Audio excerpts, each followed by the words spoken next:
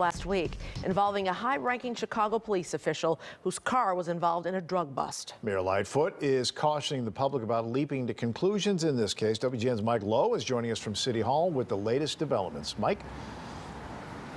Ray and Micah, good evening. This is sort of an odd case. The CPD Chief of Internal Affairs, Yolanda Telley, has kind of been dragged into this case because her car was used in a drug bust. Her car was being used by her niece, and it's her niece's boyfriend who's actually in trouble, not Chief Telley. Yolanda Telley has served the city with distinction, and I have no reason to believe that she had any involvement whatsoever in this matter.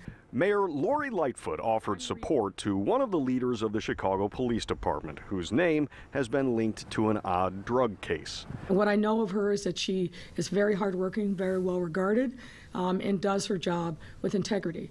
It starts with this man, Kenneth Miles, a 34-year-old Chicago resident who was arrested in East Garfield Park earlier this month for allegedly tossing 42 grams, or more than $6,000 worth, of heroin from a Lexus. The seemingly run-of-the-mill drug arrest took a twist when it was discovered that the Lexus actually belongs to the CPD Chief of Internal Affairs, Yolanda Telley.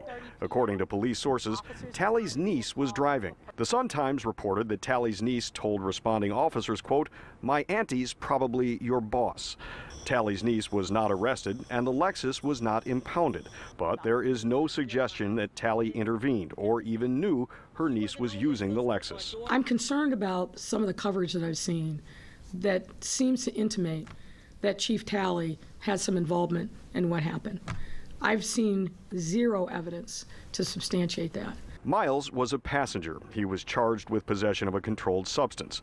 But the story took another strange twist. According to police sources and records, Miles is the same person who gave cops the bad information that led to the botched raid at the home of Anjanette Young in 2019.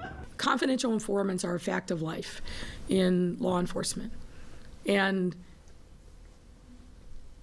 it's important that their identities be safeguarded. Miles served as the, quote, John Doe on the CPD's warrant to search Young's home.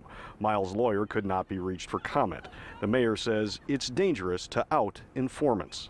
I'm disturbed by the fact that clearly someone within the police department leaked information about this individual's status. That is a violation of many orders within the police department, and I urge the Inspector General to include in its investigation getting to the bottom of who did that.